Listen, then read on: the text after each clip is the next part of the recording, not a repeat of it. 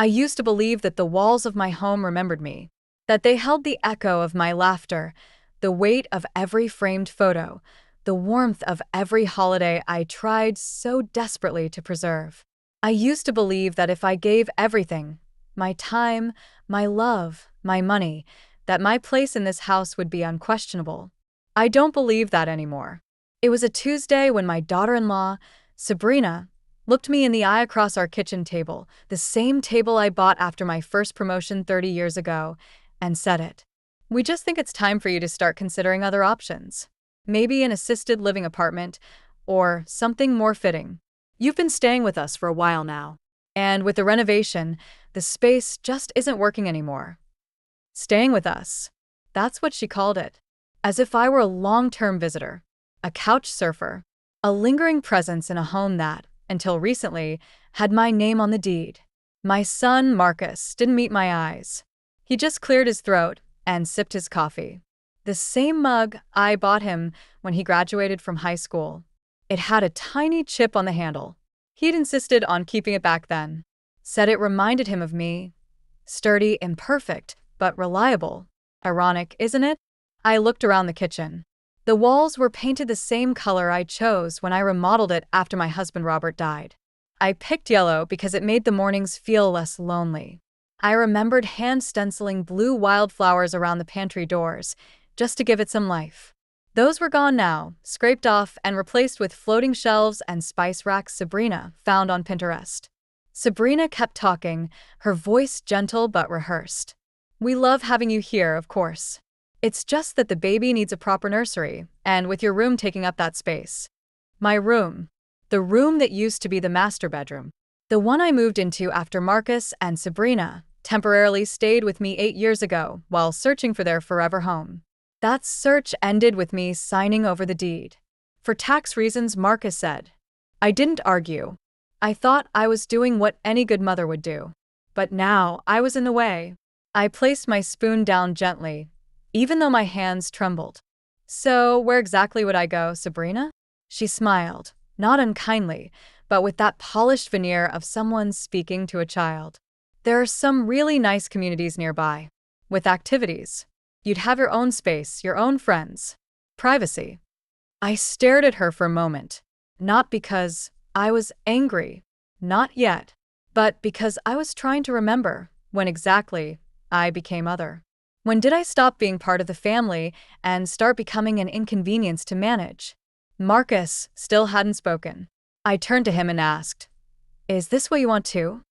He finally looked up. His eyes darted like a man cornered by his own guilt. It's not about what I want, Mom. It's about what makes sense. There it was. Not anger, not cruelty, just cold logic wrapped in convenience. What makes sense? Sabrina stood up and started clearing the dishes like the conversation was over. We're happy to help you tour some places. You don't have to do it alone. I didn't reply. Not because I was afraid to speak, but because I knew if I did, I wouldn't stop. And I didn't want to give them the satisfaction of seeing me unravel. I went back to my room, shut the door, sat on the edge of the bed they wanted for their baby's crib. And I thought, so this is what it feels like to be erased in your own home. It wasn't the first red flag. It wasn't even the worst. But it was the clearest. Because once upon a time, I lived in this house with Robert. We raised Marcus here. I taught him how to ride his bike in the driveway. I painted stars on a ceiling when he was 7 and scared of the dark. I patched up his scraped knees on this very kitchen floor. And now, the woman he married was explaining to me how to gracefully make my exit. I pulled out my drawer and found the manila envelope I kept tucked beneath my old linen nightgown. Inside was every document that tied me to this house. Old tax records, the original mortgage, the quitclaim deed with my signature still fresh and stupidly trusting. Trust. That was the word that hurt the most. Because I had trusted Marcus when he asked me to add his name. I had trusted Sabrina when she said, I'd always have a place here. I had trusted the idea that if I gave, they would remember. But people forget. Or worse, they remember what suits them. I ran my fingers over the corner of the envelope. My hand was steady now. Calm. Because something in me had shifted. This wasn't heartbreak. This wasn't even disappointment. This was awakening. And the first thing I did after realizing that was simple, I made a list. Not of groceries, not of chores, but of questions. Where do I go from here? What do I still own? What am I owed? And how do I take it back? Quietly, strategically, completely? Because if this house no longer had space for me, I would make space elsewhere. Not out of desperation, but out of dignity. They wanted me to be temporary. Fine. Let them see what happens when a woman they forgot was the foundation learns to rise again, not as their burden, but as their reckoning. Before we continue, take a moment to let me know where you're watching from in the comments, and don't forget to like and subscribe to more powerful stories like this one. That night, the house was quiet. Too quiet. Sabrina had taken the baby upstairs. Marcus was in his garage office, the one I helped convert from our old storage room, with his door shut, pretending to be working. I sat alone in my room, their future nursery, with the old manila envelope on my lap and an ache in my chest that felt older than my bones. But I didn't cry. No, I'd done enough of that over the past few years. Quiet tears while folding baby clothes. Silent sobs behind closed doors when I'd hear Sabrina complaining about how cluttered the house felt with my things around. The lump in my throat each time Marcus introduced me to someone as staying with us for a while, as if I were some distant cousin passing through town. No more tears. Instead, I opened the envelope and laid everything out on the bed. Records. Deeds. Receipts. I had kept it all. Not because I thought I'd ever need to use them, but because something in me, the teacher, the mother, the woman who survived widowhood, had always known it was smart to keep the proof. The truth. It started with the wedding. I pulled out the file labeled M and S Wedding Fund. Tucked inside was a faded bank statement and a handwritten note I'd written to myself years ago. $19, $860 from joint account. Paid in full. No repayment expected. Love is its own return. I stared at the words like they belonged to someone else. I had paid for Sabrina's dream wedding at the vineyard. The rustic one with lanterns, the string quartet, the ice sculpture Marcus said was too much, but Sabrina insisted on. I paid for every single dime. Not because I had to, but because I wanted Marcus to start his marriage without debt. Because I believed in giving more than I kept. Now I could barely keep a room. I picked up the receipt for the baby shower gifts. Custom crib. Designer stroller. The catered lunch I arranged for Sabrina's coworkers. All charged to my card. Never reimbursed. Never even acknowledged. But I wasn't angry, not the kind of angry that lashes out. I was the kind of angry that remembers. And in that remembering, a plan was forming. They thought I'd go quietly. They thought I'd smile and nod and move out to some apartment overlooking a parking lot with bingo nights and a microwave meal plan. They had forgotten who I was. I wasn't just Marcus's mother. I was the woman who worked 2 jobs to put him through college, who managed my husband's estate when he passed, who kept this house from falling apart when Marcus and Sabrina spent 2 years finding themselves in my guest room. Now they were finding excuses to erase me. I stood up from the bed and walked into the living room. It was nearly midnight. The moonlight spilled through the windows and illuminated the photographs on the wall. Marcus in his graduation gown. Marcus and Sabrina kissing at the altar. The baby's first birthday. I wasn't in a single one. Not one. I had been there, of course. Behind the camera. Behind the cake. Behind the scenes. Always behind. But not anymore. I tiptoed to the kitchen and opened the drawer with the spare checkbook. Still addressed in both our names, mine and Marcus's, because technically, we were co-owners of the house. A co-owner. Imagine that. In a home I had built from scratch with Robert. I flipped through it, then stopped. A check stub marked, house repairs, Sabrina's office conversion, $3,200. Another, Marcus therapy fund. I'd forgotten about that one. He'd asked for help when work became too stressful. I gave. They took. I was done giving. The next morning, I made breakfast like always. Eggs, toast, fresh orange slices. Sabrina walked in and blinked, surprised. "You didn't have to do this," she said, eyeing the plate. I smiled gently. Oh, I wanted to. I'm just starting to think about what I'll miss. She tilted her head. What do you mean? I sipped my tea and said nothing. Marcus came down 5 minutes later. I handed him his coffee, black, 1 sugar, and watched him glance at Sabrina, then back at me. We should look at brochures, he said awkwardly. You know. Start exploring options. I nodded slowly. Of course. They relaxed. That was their mistake. Because while they were preparing to renovate their nursery, I was preparing to renovate my future. That afternoon, I called a lawyer. Her name was Anna. Mid-40s. Sharp. Professional. A woman who didn't look twice when I walked into her office with 2 tote bags full of documentation. I laid it all out on the table. Every transfer, every receipt, every financial tie I still had to the house. Anna adjusted her glasses. And what would you like to do, Miss Palmer? I smiled. I want out, I said. Not quietly, not loudly, just legally. I want every penny I put in to be documented. And I want my name off the deed. If I'm going to be treated like a guest, then I'd like to leave like one, with my belongings and my dignity. She blinked. You're sure? I'm not just sure, I replied. I'm ready. Because here's the thing about women like me, the kind who make themselves small to keep peace, who pour everything into their family until their own glass is bone dry. When we wake up, we don't ask for permission. We move. And I was about to move in a way that would make them wish they had remembered who bought their wedding, paid for their child's crib, and kept the roof over their heads.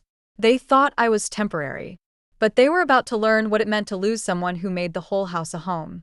By the end of the week, Sabrina had already started measuring the walls in my room. Correction, the baby's room. She walked in with a measuring tape and her Pinterest board open on her phone, muttering things like, crib could go there, and we'll definitely need blackout curtains. I sat on the edge of the bed, my bed for now, watching her act like I wasn't even there. Like I was a shadow in the space she had already claimed. I was thinking we could go with sage green, she said. Gender neutral. Calming. I didn't respond. She glanced at me, annoyed. I just need a few quick measurements, Lorraine. I stood up, slowly, quietly, and stepped aside. Not because she asked, but because I didn't plan to be here much longer. Later that night, I overheard her talking to Marcus in the hallway. I didn't mean to eavesdrop, but my room has no door anymore. Only a curtain they hung after the baby started crawling. She's being difficult, Sabrina whispered. She hasn't even started packing. And she just sits there, like she's waiting for something. Marcus sighed. You're reading too much into it. She's probably just feeling emotional. You know how mom gets. Everything's dramatic with her. Dramatic.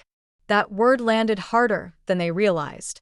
Because if they thought my silence was drama, they hadn't seen what I could do when I finally stood all the way up. The next morning, I called the appraiser.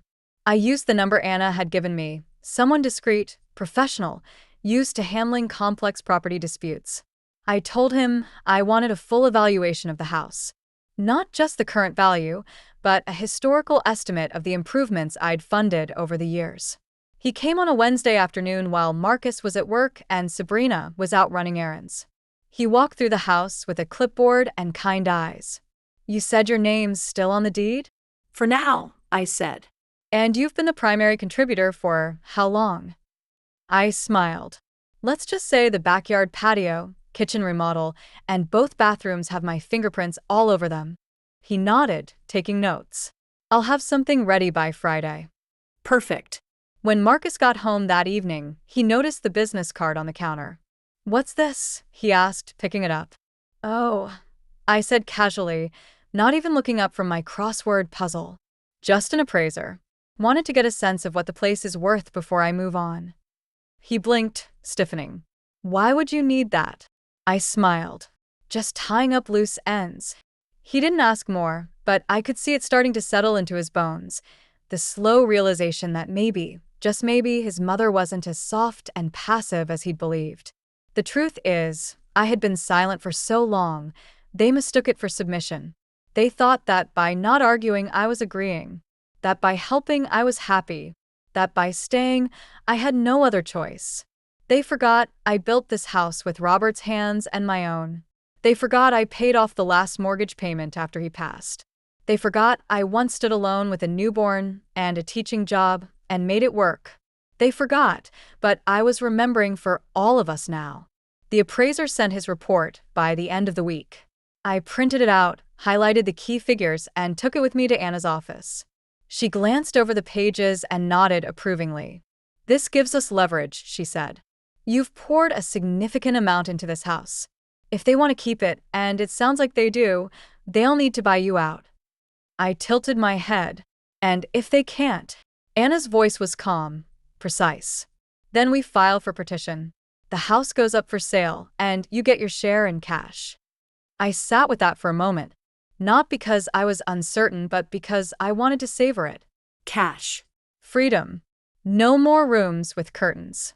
No more being called dramatic. No more silent dinners or measuring tapes waved in my face like eviction notices. Anna leaned forward. "Are you prepared for the emotional fallout? This won't be quiet." I looked her in the eyes.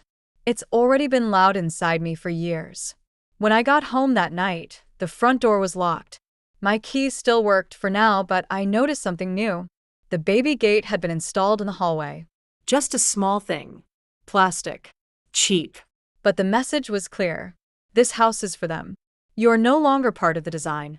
I stepped over it, walked into the kitchen, and found Sabrina standing by the sink, feeding the baby mashed bananas. She glanced at me. "I hope you're not upset about what I said the other day." I was just brainstorming out loud. "I'm not upset," I replied evenly. "Just preparing." "For what?" "For the next chapter." She frowned slightly. "Are you really going to leave, Lorraine? I mean, we're just trying to build a life here. Isn't that what you always wanted for Marcus?" I smiled. "It is. I just didn't realize I had to vanish to make room for it." She looked like she wanted to say more. Instead, she turned back to the baby, wiping mashed fruit from his chin. I stood there for a moment, soaking in the scene. The kitchen I once filled with holiday meals and morning coffee. The space that now felt colder, emptier, even with a baby's laughter echoing through it. Then I turned and walked back to my room. I opened my drawer, pulled out a blank notebook, and started writing. Not a list this time. A declaration. This home remembers me, even if they do not. But I no longer need the walls to echo my name to feel whole. I only need the courage to walk away before I disappear entirely. I signed it. Lorraine Palmer. Homeowner. Mother. Woman who remembers. Marcus waited until Sabrina took the baby upstairs to speak to me. I was sitting on the patio. My patio. The one I designed after Robert passed, with the cedar trellis and the hummingbird feeders I refilled religiously each spring. He leaned against the sliding door, arms crossed, his voice casual but tight. "Mom, why'd you bring in an appraiser?" I didn't look at him right away. I was watching a robin hop between the flower pots I'd planted last April, still alive despite the frost. "Because I needed to know what I was leaving behind," I said quietly. He sighed. "You're not being fair. This whole situation, it's not what you think.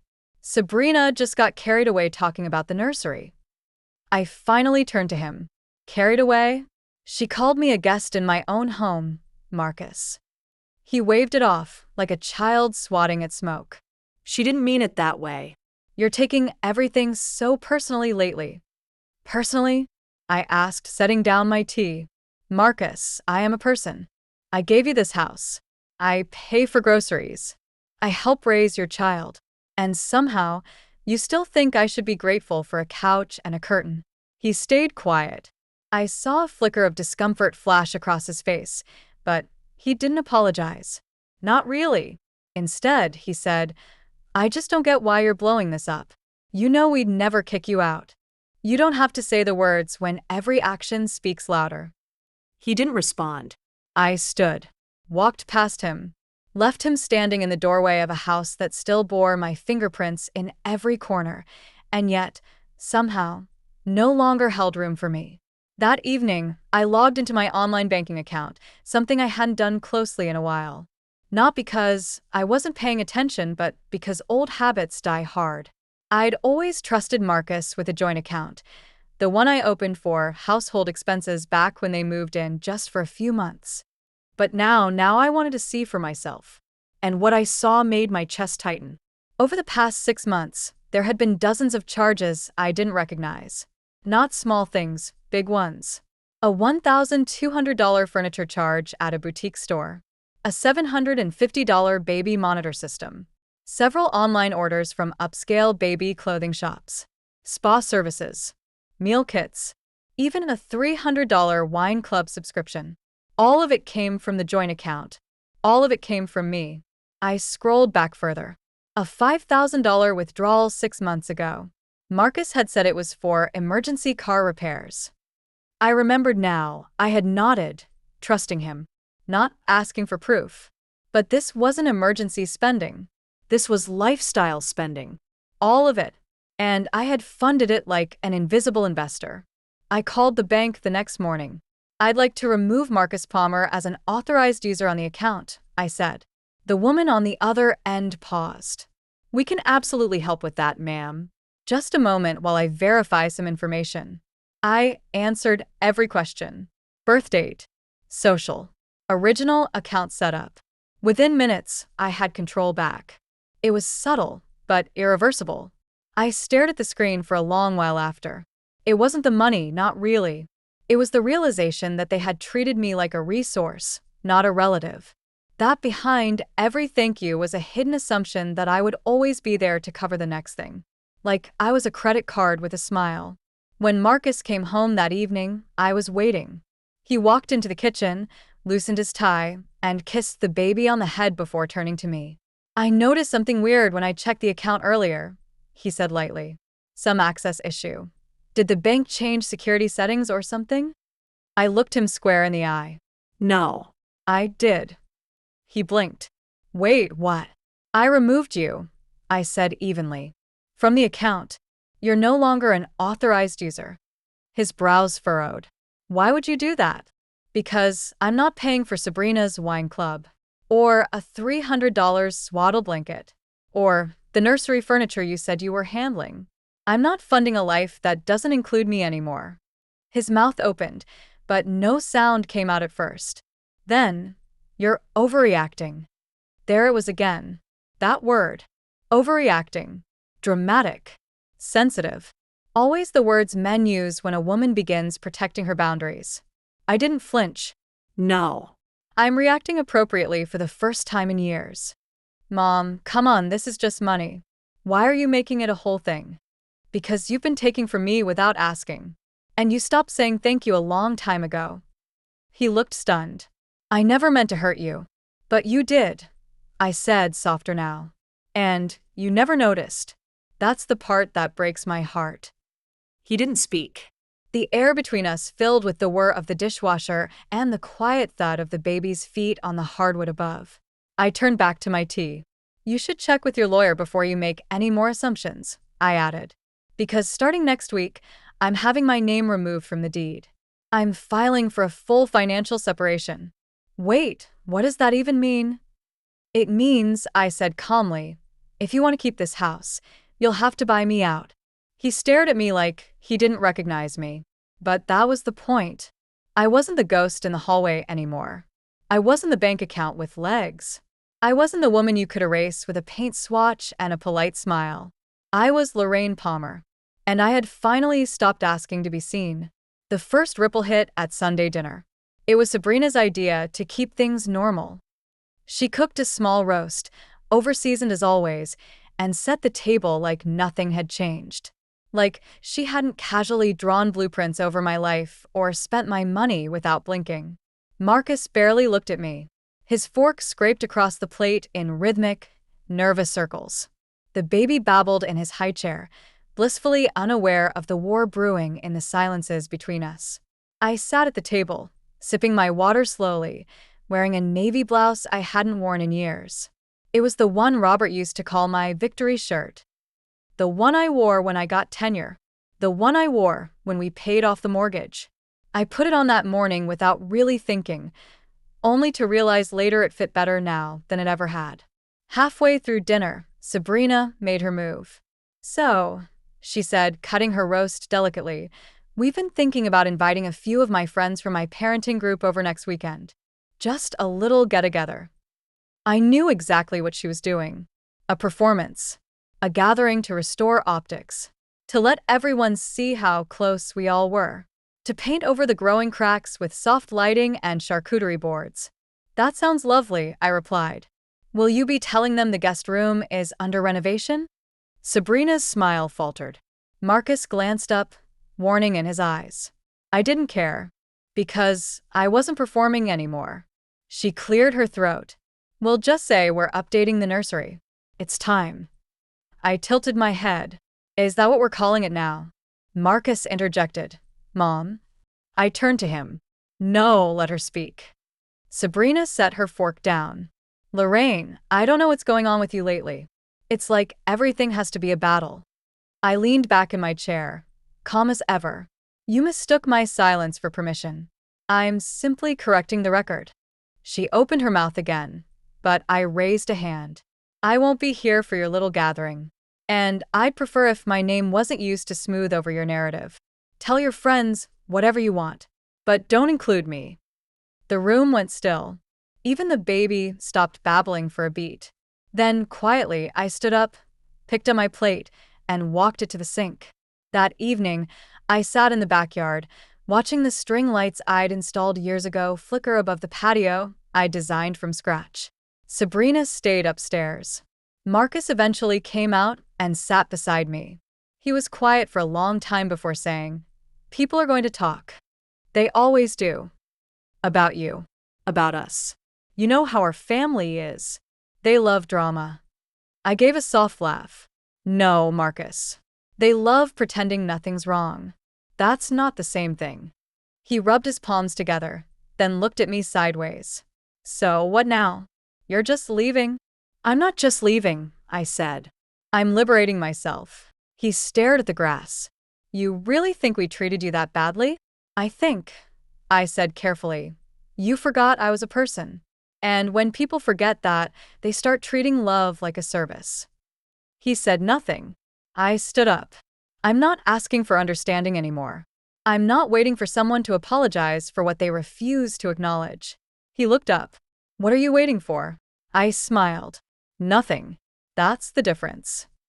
The next day, I went to the library. Not to borrow books, though I did walk out with 3 mysteries and a memoir, but to print something. My lease. A small apartment, not far from the botanical gardens. Quiet. 1 bedroom. Hardwood floors. Natural light. And most importantly, mine. I'd signed it that morning. Paid the deposit from my own account, the one Marcus no longer had access to. The account I had opened with my maiden name. Lorraine DeWitt. A name I hadn't used in over 40 years. A name that suddenly felt like fresh air in my lungs.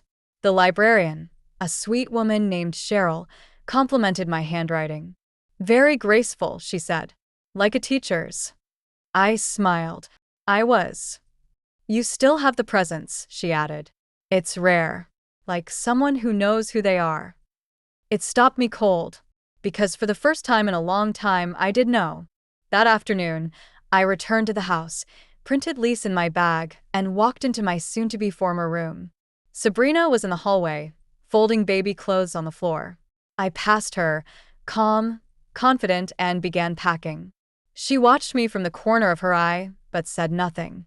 Maybe because she didn't believe I'd actually go through with it. Maybe because she thought I'd back down the way I always had. I didn't. By nightfall, 3 boxes were taped shut. I didn't need much. My framed photo of Robert. My books. The quilt I made with my mother before she died. A ceramic mug that said, World's Okayest Mom, gifted by Marcus when he was 15. My copy of Pride and Prejudice, dog-eared to pieces. Everything else? Let them keep it. Let them sit with the weight of what they tried to displace. Because I was no longer a quiet shadow haunting their comfort.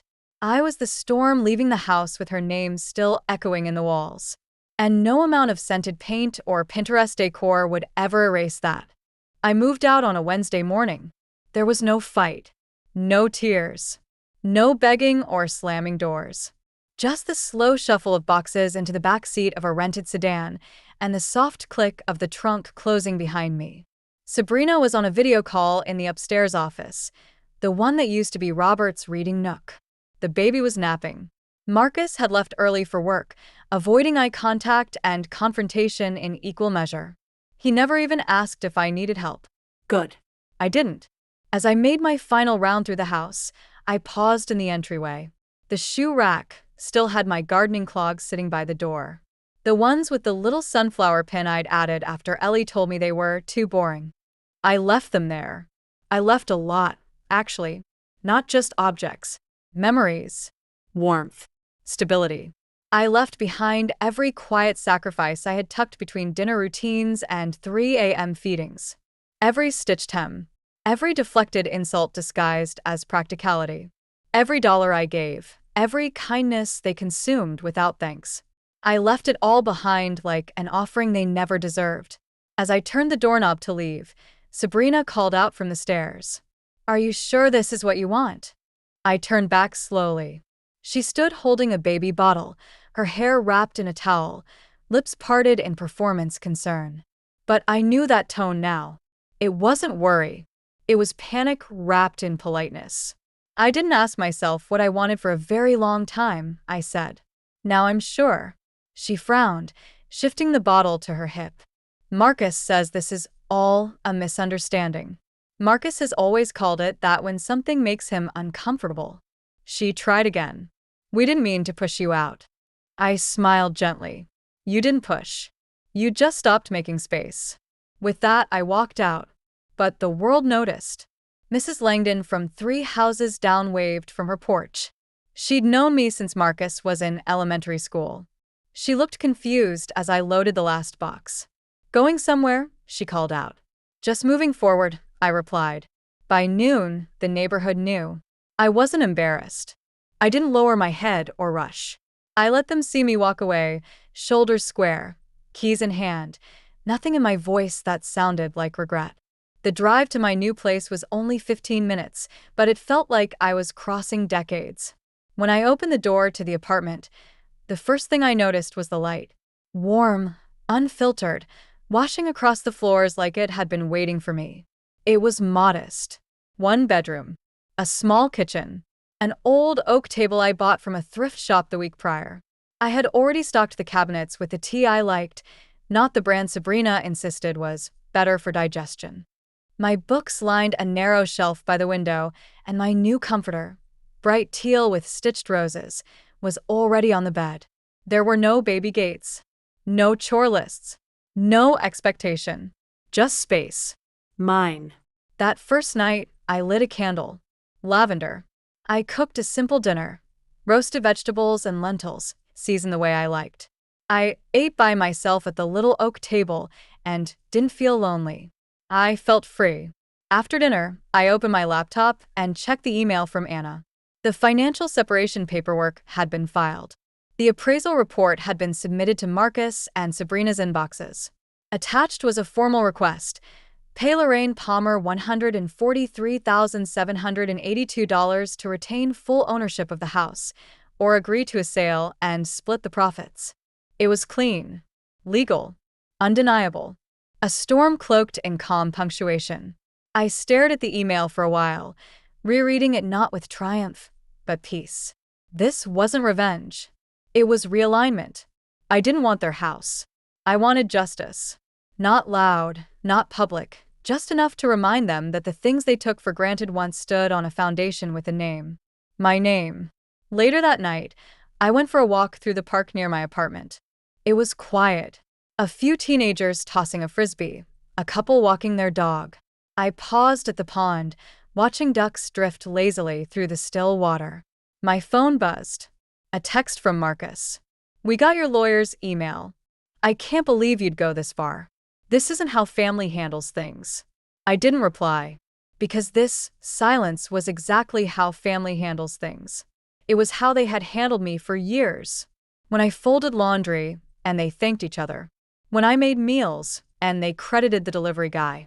When I sat in a corner at Christmas, smiling through isolation. They didn't see silence as cruel until it was directed back at them. I slipped the phone into my pocket and kept walking. That night, as I lay in my new bed under the teal comforter, I thought about how Marcus said, "This isn't how family handles things." And I realized he was right. It's not how family handles things. It's how survivors do. And after years of being erased, I wasn't going to survive quietly anymore. I was going to live fully, loudly, and entirely on my own terms. It took 4 days for Sabrina to snap. Not publicly, not in the way people expect when you say someone loses it. No, Sabrina's unraveling came neatly wrapped in email formatting and feigned composure. Subject line: "We need to talk. Families shouldn't involve lawyers." Her message was 2 paragraphs long. She opened with compliments. "We've always valued everything you've done." Then came the passive-aggressive pivot. "It just seems unnecessary to make this financial." Unnecessary. That was her word for the $143,782 I'd contributed to the home where I raised her child, paid their utilities, funded their wedding, and quietly disappeared into the wallpaper. She ended the email with this: "I always thought of you as a second mother. That's why this hurts. Frankly, I'm shocked at how ungrateful you've become." I stared at the word ungrateful for a long time, because gratitude had always been my currency. I never asked for rent, never asked for repayment. I did it all because I loved Marcus, and by extension, her. I kept their house running like a silent engine. I remembered birthdays. I handled flu seasons and daycare drop-offs and bedtime stories. I gave up a life to be the glue in theirs. And now, as I asked for my share, for simple fairness, they called me ungrateful. I didn't respond. Instead, I forwarded the email to Anna with a note: "Add this to the file, just in case." Anna replied within the hour. She had already received contact from their attorney. He was polite but fumbling, clearly not prepared for a case with receipts. Anna said he asked if there was room for informal negotiation. Her response? "We're open to settlement. But Lorraine's documentation is thorough, and our client is not inclined to budge on dignity." I smiled when I read that. Not inclined to budge on dignity. That line alone was worth everything. 2 days later, I got a call from Cheryl, the librarian from the community branch. She asked if I'd be interested in leading a senior storytelling group at the library, just something light once a week, a few women with notebooks and tea. She said, "You strike me as someone who remembers how to make other people feel seen." That nearly knocked the air out of me, because she saw me. Not as someone's mother. Not as someone's burden. Just me. I said yes. The first group met that Thursday. 6 women. All in their 60s and 70s. Each of us with a notebook, each carrying decades of silence in our spines. One by one, we shared slices of ourselves. Not just stories about our families, but about who we were before anyone asked us to disappear for the sake of love. One woman, Ruth, said she hadn't written anything since her husband passed 15 years ago. Another, Dee, said she was finally retiring from a 40-year career and didn't know who she was outside of her title. We wrote in silence, then laughed, then cried, then wrote some more. I hadn't felt that alive in years. That night, back in my apartment, I opened a new document on my laptop and began typing, not for legal clarity, not to make a point, but for me. A memoir. Just a working title. The Room They Forgot Was Mine. A story about invisible women, sacrificed identities, and the sacred art of reclaiming your name after years of being called mom, grandma, or her. The next morning, Marcus called again. I let it ring. Voicemail. "Mom, I don't know what you're trying to prove. I just want things to go back to normal." I sat in silence after that, because that was the problem. He wanted things to go back. Back to a version of life where I did everything, and they called it love. Where they mistook obedience for harmony. Where they mistook proximity for connection. There was no normal to return to. There was only the truth. On Saturday, I received the official counteroffer from their lawyer. It was laughable. They offered me a relocation stipend of $15,000 and a thank you letter signed by the family. A letter. Like I was an intern finishing a temp assignment. I declined through Anna. Politely. Firmly. No thank you. Later that afternoon, I visited the botanical gardens near my apartment. I walked among the roses and cherry blossoms, letting the breeze comb through my hair. A little girl passed me holding her grandmother's hand, and I smiled, not with longing, but recognition. I had been her once. I had been both of them. And now I was finally myself again. That night, I stood at my kitchen counter pouring tea when I saw a familiar name pop up on my phone screen. Janet B., Marcus's godmother. I hadn't spoken to her in months. We used to chat weekly. She hosted Marcus's 10th birthday party in her backyard and sent me a Christmas card every year without fail. I picked up. Her voice was warm but cautious. "Lorraine, I just wanted to call because, well, I saw Sabrina at the store this morning." I said nothing. She was talking to Kelly Green. You remember Kelly? Anyway, Sabrina was saying you've had a hard time adjusting and that you've lashed out legally. I closed my eyes. There it was. The spin. Janet continued. She said they were being gracious and generous. That you're acting out because you're lonely. That you're confused. That stopped me cold. Confused. That's how they erase you. One word at a time. But Janet wasn't fooled. I didn't believe her, she said. You've never been confused a day in your life. I smiled through the knot in my throat. Thank you. She paused. Lorraine, what you're doing? It's brave. And overdue.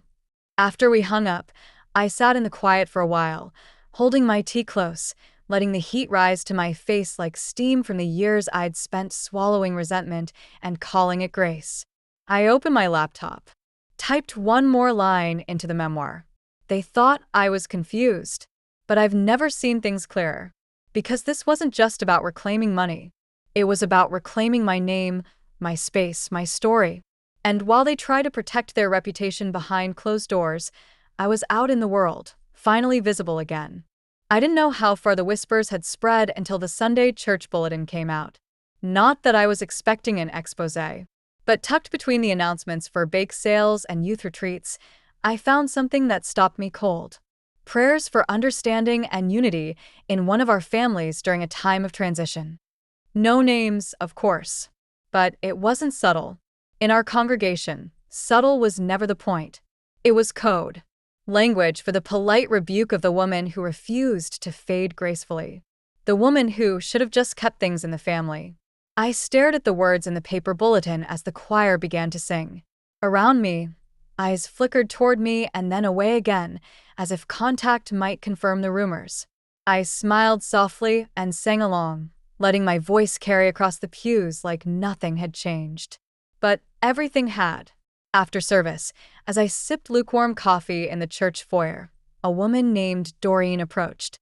She'd always been friendly in that way that's more social than sincere. She glanced over both shoulders before leaning in. I hope you know no one's judging you, she whispered. Families just go through things. I looked her in the eye. I'm not ashamed. Her lips parted. A blink. Then silence. I didn't fill the silence for her. I'd spent too many years doing that for everyone else. That afternoon, I returned home, to my apartment, my sanctuary, and prepared my notes for the evening. I had been invited to speak at the local women's center. Not as a victim. Not even as a cautionary tale. But as a voice. Cheryl, the librarian, had recommended me. You've lived through it, she said. And there are women who need to know they're not crazy for feeling invisible. I hadn't realized I was ready until I stood at the front of that dimly lit community room, surrounded by folding chairs and tired eyes. There were 20 of them. Some looked like me, gray hair pulled back, cardigans buttoned tight. Others were younger, eyes hollow from too many years of being the backbone without a body. One woman held her daughter's hand the entire time. I started simply. My name is Lorraine, and I used to live in a house I paid for without a single photo of me on the walls. A ripple of recognition passed through the room. I told them everything, gently, without venom, about the couch that became a bed, the door that became a curtain, the money that vanished with every thank you Sabrina forgot to say. I told them about the text messages, the guilt-laced silences, the subtle way people turn you into a burden when your usefulness no longer benefits them directly. When I finished, one woman in the back, her name was Naomi, raised her hand. "What changed for you?" she asked. "What finally made you leave?" The question was simple, but the answer took a moment to settle in my chest. I realized, I said slowly, that I was still alive, that I still had time left, and that I wasn't going to spend one more day earning a seat at a table I helped build. They clapped. Not loud, not thunderous, but like exhaling after a long, long breath. Afterward, 3 women stayed behind. One asked if we could start a support group. Another offered to bring her sister next week. The third just hugged me, wordless, trembling. That night, I walked home through the cool spring air and sat on my apartment balcony wrapped in a shawl. The city below shimmered. I ate a slice of peach pie I bought from the corner market, drank chamomile tea, listened to jazz on low volume, and I felt it. Joy. Not loud, Not showy. but real. A quiet, confident joy. The kind that returns not when others finally notice your worth, but when you finally stop asking them to. My phone buzzed.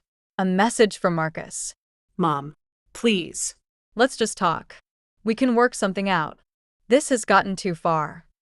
I stared at the screen for a moment, not because I was unsure, but because I finally saw it for what it was. Not an olive branch. A leash. Wrapped in nostalgia. Tied with guilt. I turned the phone over and left it face down, because something had shifted in me permanently. I didn't want to be part of a family that required silence to keep its shape. The next morning, Anna called. "They've offered the full amount," she said. I didn't even smile, because it wasn't a victory. It was a return. Of dignity. Of space. Of every invisible thread they thought they could keep pulling without consequence. Anna continued, "We can close this by the end of the week. Are you ready to sign?" "Yes," I said, but what I meant was something deeper. I'm not just ready to sign off from them. I'm ready to sign into myself again. I signed the final documents on a Thursday afternoon.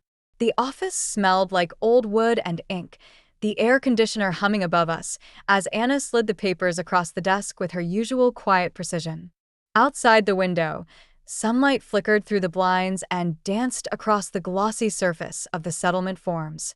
It was done. The house, my house, was now officially theirs. Legally, financially, fully. And so was the debt. They'd paid every cent. The settlement landed in my account with a soft chime that made my hands tremble. Not from greed. Not from revenge. From relief. Anna smiled as she handed me the final copy. "I hope you do something wonderful with this." I already did, I said. I left. We stood, shook hands, and I stepped out into the spring sunlight that somehow felt warmer than usual. I walked 3 blocks without music, without calls, just the click of my shoes on the pavement and the beat of my own pulse for company. I was no longer tied to them by anything but blood, and even that no longer pulled like it used to. Later that evening, Marcus called. Again. I hadn't picked up his last 4 attempts, but this time I felt ready. I let it ring once. Twice. Then answered. "Hi, Mom." His voice was soft, rehearsed. Not angry, nervous. I waited. I saw the transfer went through," he said. "Guess it's official now." "Yes," I replied. Another silence. Then came the line I had expected. "We didn't mean for it to get like this." There it was. The plea. The pivot. The revision. I kept my voice steady. No one ever means to erase someone. That's the comfort of casual cruelty. It lets you look surprised when they finally say something. "Mom." No. "Let me finish," I said. He went quiet. "You didn't mean to hurt me. But you didn't mean to protect me either. And that's the problem. I became a fixture. A fixture is only useful as long as it stays in place." He exhaled hard. "We were overwhelmed. The baby. The bills. I thought you wanted to help." I did. I did help. And then you stopped seeing it as help and started treating it like a job I owed you." His voice cracked. "You said family helps each other." "Yes," I said. "But help without gratitude turns into labor. and labor without rest turns into erasure. Another pause. I could almost hear the gears turning in his head, trying to find the version of me he could still manage. Still guilt into compliance. But that version was long gone. I don't want to lose you, he finally said. I don't want my kids to grow up not knowing their grandmother. That choice isn't mine anymore, Marcus. It's yours. And it always was. I waited, then added gently. I'm not the one who walked away from the relationship. You did. Every time you let Sabrina talk about me like I was a guest. Every time you spent my money like it was yours. Every time I packed school lunches while you told your coworkers we were so generous for letting mom stay with us. You walked first. The line was silent again. Then, what do I have to do? You can start by not asking me to do anything anymore. I expected a protest, but none came. Just breathing. Just resignation. I'll call you when I'm ready, I said. And when I do, it won't be to fold laundry or babysit. It'll be to talk. As equals. He whispered, okay. Then I ended the call. Not because I was angry, but because it was the first time in years I didn't feel the need to soften the goodbye. I spent the rest of the evening with a woman named June from the storytelling group. We met at a small corner cafe with chipped mugs and creaky chairs. She had just left a marriage of 38 years. We talked about the ways silence settles into women like sediment, how sometimes it takes an earthquake to shake it loose. I always thought dignity came from enduring, June said. But maybe it comes from leaving. It comes from knowing the difference, I replied. That night, I returned to my apartment and opened the envelope Anna had given me after the signing. Inside was a printed copy of my final declaration of separation. It listed the legal settlement, but more importantly, it listed my name. Lorraine DeWitt Palmer. Not Mom. Not Grandma. Not Marcus's mother. Just me. I pinned it to my corkboard beside my writing desk. Next to it, I pinned the latest draft of my memoir. The title had changed. Not the room they forgot was mine. Now it's simply read, the room I left on purpose. Because sometimes you don't lose a home. You outgrow it. It was Mother's Day when the knock came. I wasn't expecting anyone. I'd spent the morning on my balcony, sipping coffee and tending to my small garden, a collection of herbs and lavender I'd grown from cuttings. The sun was warm. The street was quiet. I was reading a novel from the library and considering whether to take myself out to brunch. Then the knock. Soft. Hesitant. Not a delivery. I opened the door, and there she was. Sabrina. She looked different. No makeup. Hair pulled back. Baby carrier strapped to her chest, though the baby was asleep. Her eyes were puffy, red-rimmed. In her left hand, a small paper bag with the logo of the bakery I loved, the one 3 towns over. Hi, she said. I didn't move. She swallowed. I thought I'd bring these. I know you like the lemon tarts. I glanced at the bag. She extended it, but I didn't take it. I didn't come to fix things, she said quickly. I know I can't. I thought maybe you deserve something sweet. Even if it's just today. I stepped back, motioned toward the hallway chair. You can sit for a moment.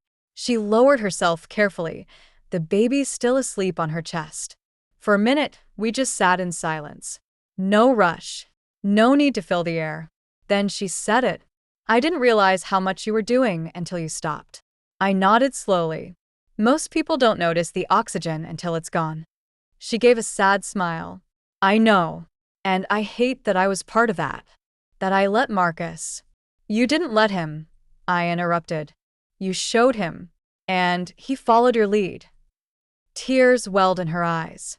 You were like a second mom to me. I think I forgot you were someone's first. That landed softly, but deeply. I let the silence return. Not to punish her. Just to let the truth settle. After a while, she said, the kids miss you. I miss them too. But I don't miss feeling invisible. Sabrina wiped at her cheek. Would you ever come back? I mean, not to live. Just to visit. Maybe lunch. Or a park day. I looked down at the paper bag she'd placed on the entryway table. I've already gone somewhere better, I said gently. She frowned slightly. I mean this life, this space, this quiet. I'm not just out of your house. I'm out of the version of myself that waited for scraps of appreciation. I don't want to visit places where I was once forgotten, even if the welcome mat's been flipped over now. She nodded slowly. I understand. But I'd be open, I added, to new places. Somewhere neutral. A fresh start. She exhaled with relief. Okay. Yes, I'd like that. Before she left, she placed the bakery bag carefully on my table. Inside were 3 lemon tarts. Tucked between them was a note. Thank you for holding our family together, even when we didn't see you doing it. I'm sorry it took you walking away for me to finally look up. I didn't cry. I'd cried enough. But I did smile. A real one. Soft and full. That afternoon, I went to the park near my apartment. I wore my navy blouse, the one Robert loved. I brought a blanket, a sandwich, and my notebook. As I sat under the cherry blossoms, I watched families gather, kids laughing, couples strolling, and women, so many women, carrying bags, pushing strollers, juggling juice boxes, all with the same look I once wore. Tired but silent. Present but invisible. I wrote for an hour. Then I packed up and walked home, feeling something new in my chest. Not just peace. Not just freedom. Wholeness. Later that night, my phone rang. It was Ellie, my granddaughter. Sabrina must have helped her dial. Grandma, she said. My breath caught. Yes, sweetheart. I made you a card, but Mommy said I can't mail the glitter kind, so I'll make a picture of it on the phone. She held it up to the camera, a crayon drawing of 2 stick figures holding hands under a big yellow sun. One was labeled me. The other, you. I smiled. That's beautiful. Are you coming back? She asked. I looked at her face on the screen. So young, so eager, so full of unfiltered love. Maybe one day, I said softly, but not like before. She nodded solemnly. Okay. And that was enough. After we hung up, I lit a candle on the windowsill. Lavender. I poured myself a glass of wine, sliced into the lemon tart, and raised my fork. To me, I whispered, to the woman I was, to the woman I am, and to the one I'm still becoming. Because I didn't just walk away from that house. I walked toward a version of myself I hadn't seen in years. And I'm not going back. Not to the couch. Not to the curtain. Not to the silence. This life is mine now.